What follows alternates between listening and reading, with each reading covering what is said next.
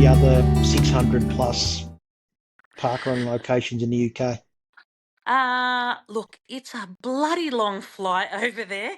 And being 6 foot tall, it was a little bit squishy doing the long haul. But look, if I could get the opportunity to go over there again, I would. We had booked in to go to France, which we did, but unfortunately, in between booking and arriving, their government decided to can all the parkrun events. So I was a little bit disappointed that I couldn't get the French flag on my 5K app. Also, finding out that Scotland is part of the UK app, so it doesn't count as another country, was a little bit Scheisenhausen as well. But I'd definitely love to get back over there, and maybe Isle of Man is on my tick list. I'd love to go back and spend more time in Scotland, Italy, Europe. So yeah, we'll see. We'll see what happens in the next couple of years. Well, very good. Yeah, I mean, Scotland's definitely on my list too because I've got a brother that lives over there, so I'd love to be able to tick one of those off. Now, you're talking about saying that it's a part of the UK, but if you look on the 5K app, it's a separate flag. So I Yeah, find that interesting. exactly. But anyway, let's move on. Maybe, Let's maybe move I on. should lobby. So let's Maybe I go should back. do some lobbying to the 5K That's and say, "Hey, it. well, hold on, it's another country." That's exactly it. And I have heard stories. I think Ireland's the same, or is that? I think that might be separated from the UK. But anyway, because we don't want to go back into history there, because there's been a lot of tenseness between Ireland and the UK over Yep. the last, 50 to 100 years, probably even longer.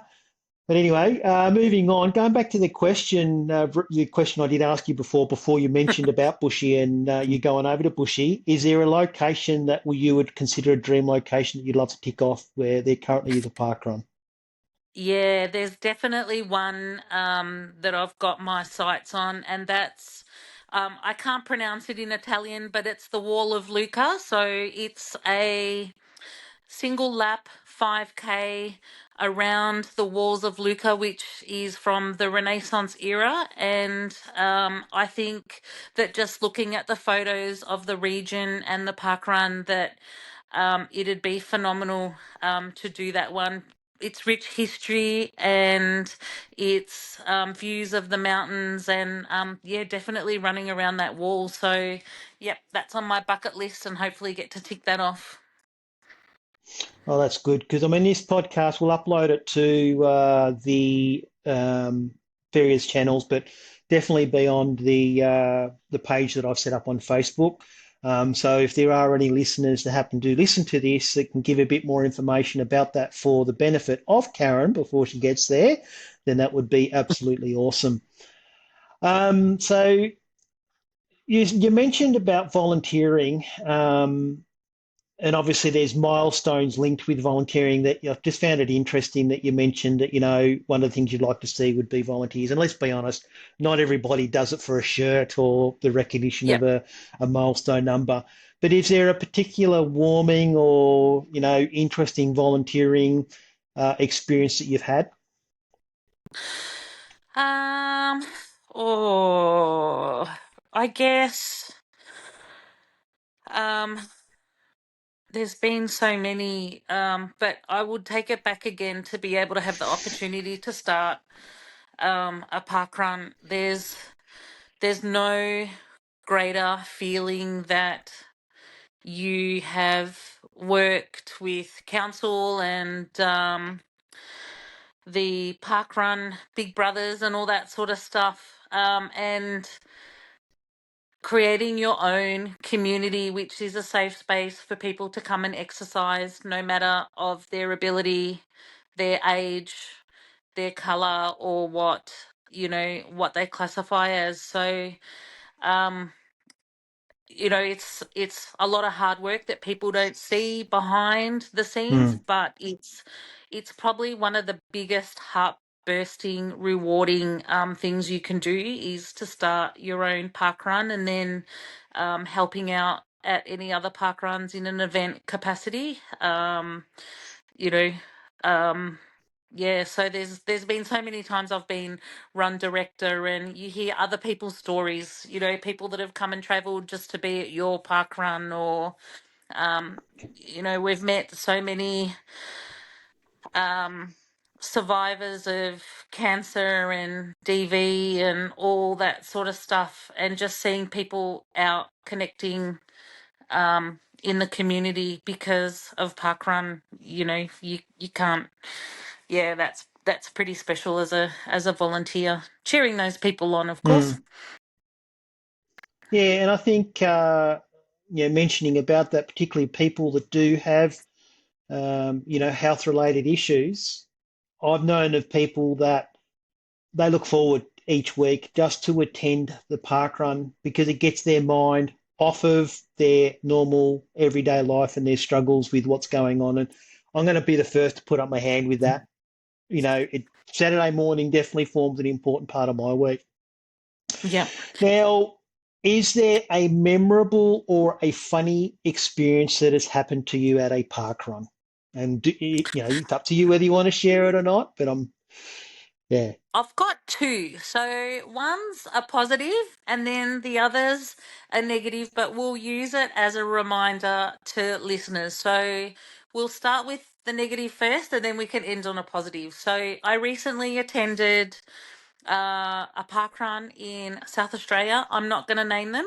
Um, and I was out there doing my thing, and I was not far from the reaching the turnaround when a group of park runners were coming towards me, and one of the guys overtook a group that were running three abreast, and when he overtook them, he actually physically hip and shouldered me off the path, and it left me rattled. The lady walking behind me asked if I was okay, and I said, "Yeah, I've done so many park runs, and I've been park running for 10 years, and I've never been hip and shouldered off a park run course before." And this lady said, "I'm glad it wasn't me because I've just come back to parkrun since I had major back surgery a couple of weeks ago. So I'm glad I took the impact and she didn't." But after I finished, I saw this gentleman at the rotunda, and I thought he was waiting around to apologise to me, but he didn't apologise. And I had a quick word in the run director's ear, and I said, "Look, this has happened." I pointed out the guy, and I said, "It's just not a parkrun thing to do. Like, I know everyone's race is their own, but to actually just hip and shoulder someone off, I'm just, yeah, it left me a little bit raw." So a reminder to people that, share the path, be kind and courteous Mm, to others, and everyone's doing the same 5K at the end of the day. So we all need to be friendly to each other and look out for each other. So mm, yeah, that's my bad experience. But my funny experience is I remember the first birthday of the park run that I started. We had a couple of hundred participants, and I had a really good friend on the old timer back then, which was a manual click button timer back in the days, for those that remembered them. the, And the the horrible stopwatches we if the batteries fell out, it was a nightmare. that's it.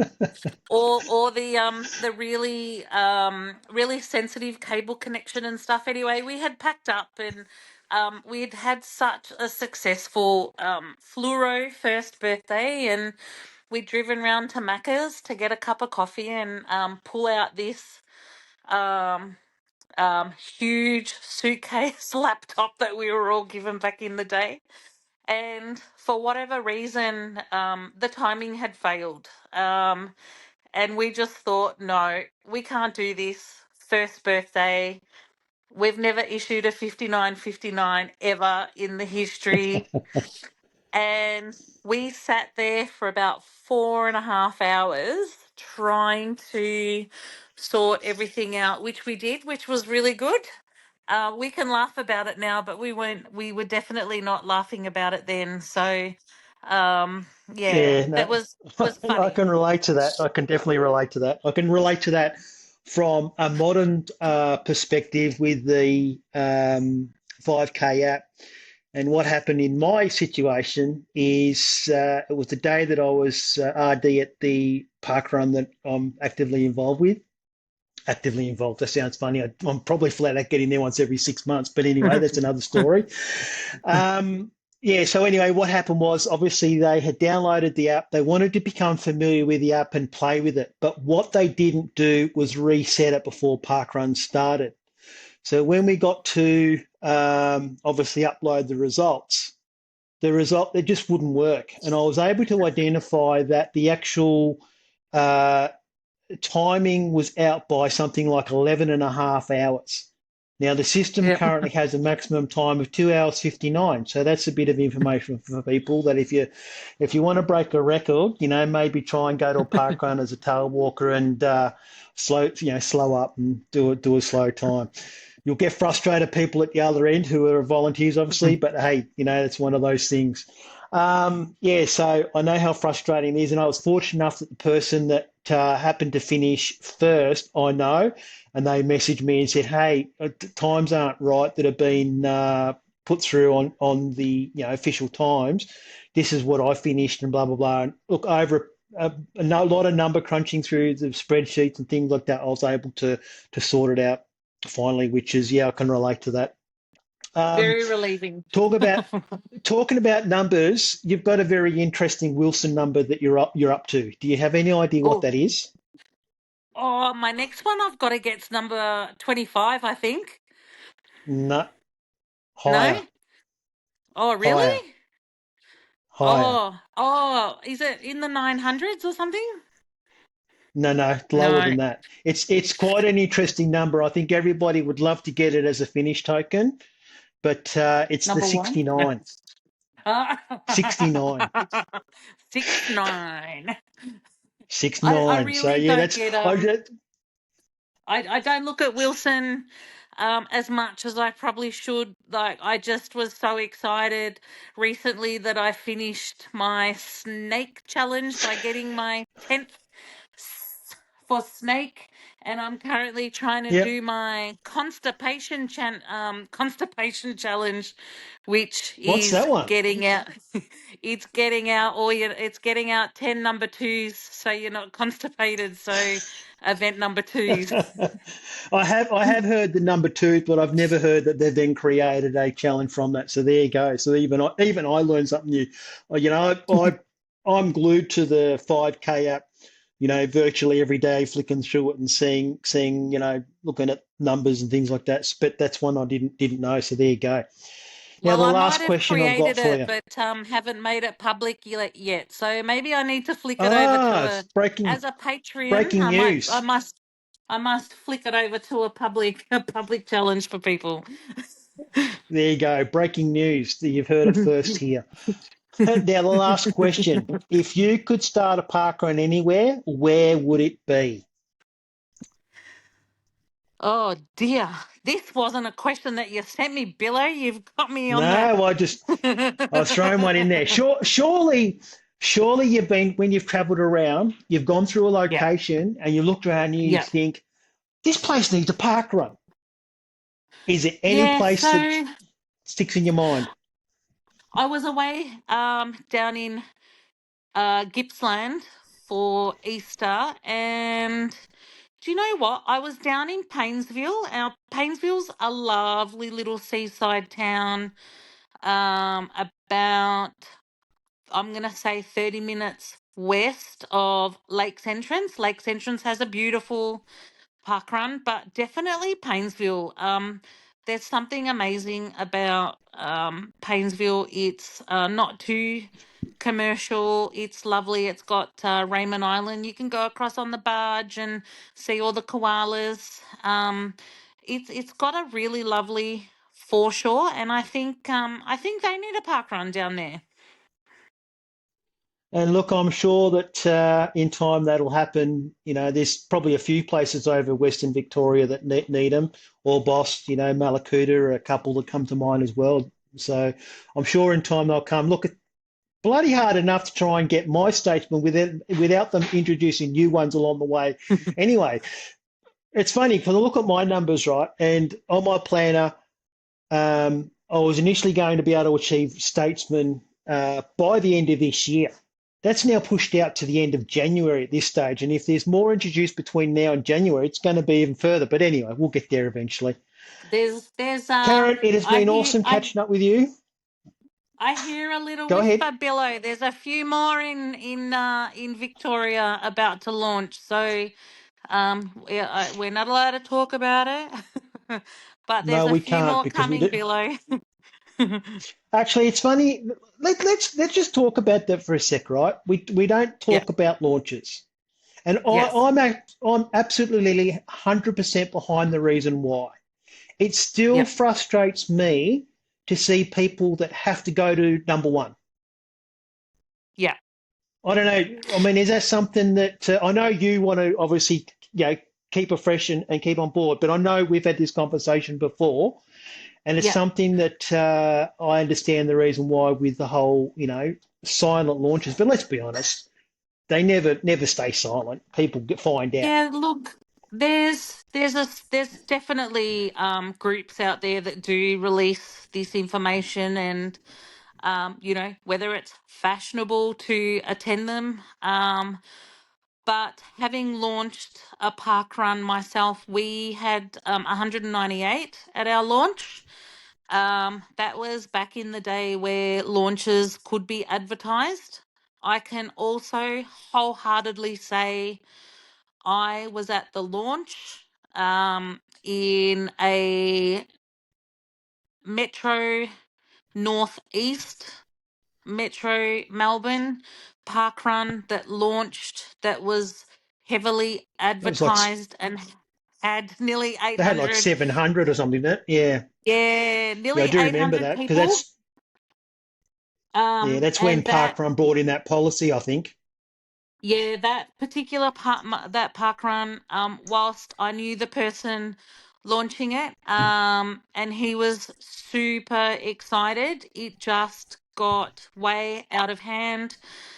The event Hmm. team, who was all experienced event team, we just couldn't cope.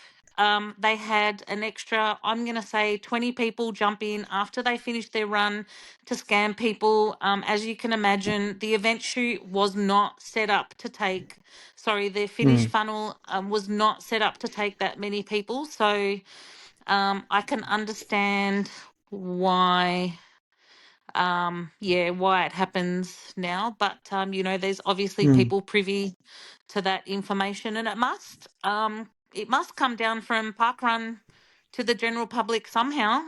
Someone's obviously sitting up Yeah, look, in I HQ talking I about think it. it's a So case. I think it's a simple case of loose lips sink ships. People have big mouths and they just can't keep it to themselves. Glad to be yeah. proven wrong, but I just think classically that's the case. Because even the apps, the apps like the 5K app, the what's the other one?